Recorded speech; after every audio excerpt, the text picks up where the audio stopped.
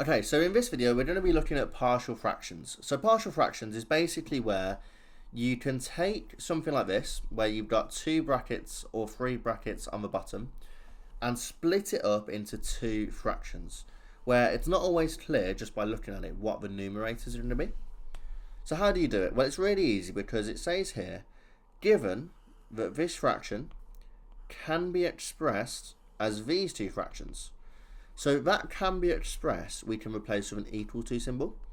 So we can take that first fraction, 19x over these 2 brackets, and we can actually just set it equal to the bit on the right. So a over 5 minus x plus b over 1 plus 6x. And then what we want to do next is we essentially want to get rid of all of the fractions.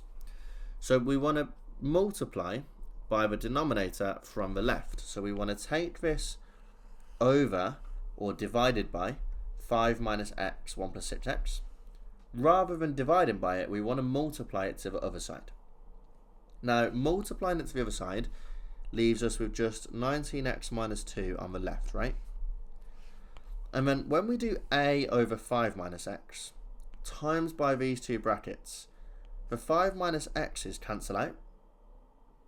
So we're just left with 1 plus 6x. So it's a times 1 plus 6x. And then when we look at the b, times in these 2 by b over 1 plus 6x makes these 2 cancel out, meaning it's just b times 5 minus x. So we've reduced the whole equation down just to this. So what's our next step? Well, next up, we want to think of some x values that make either a or b cancel out. So for example, this is the easiest one to do. What x value would make this bracket equal to 0? Well, it would be x is 5, right? Because if x is positive 5, 5 minus 5 becomes 0, and b times by 0 just makes all of this cancel out. So let's go ahead and see what that looks like. So we're going to make x equal to 5 first of all. So let's sub it in. 19 times 5 is 95, minus 2 is 93. 1 plus 6 times 5. Well, 6 times 5 is 30. Add 1 is 31, so that becomes a times 31. 5 minus 5 becomes 0. And then b times 0 just goes. So now we've reduced the whole equation to literally just 93 equals a times 31. So then if we divide both sides by 31, we end up with a being equal to 3. Okay, so a is 3. Let's replace that up at the top in our question. A is 3. Okay, so let's go ahead and find b. In order to find b, we need to now eliminate this bracket. So we need to think of an x value that would make this bracket equal to 0. And that x value is going to be minus 1 over 6. 19 times minus 1 over 6 becomes minus 19 over 6. And if we minus 2 from that, we get minus 31 over 6. Okay. We already know that minus 1 over 6, when we sub it into here, we get 0. So that becomes a times 0.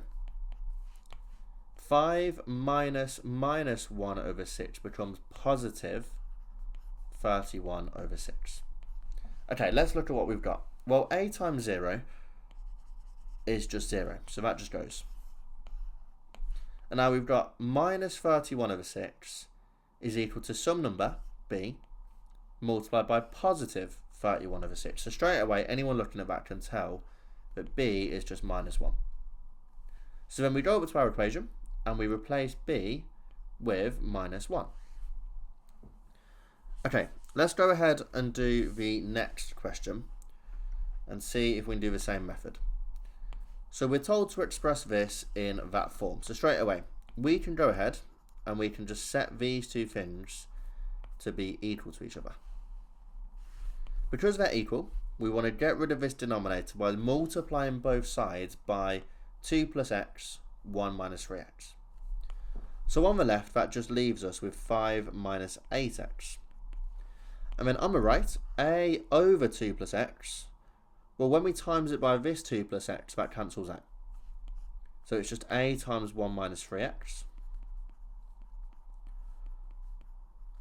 When we multiply 1 minus 3x by 1 minus 3x, that cancels out, meaning it's just b times 2 plus x, which I'm going to write as x plus 2 instead. It's a little bit easier to look at.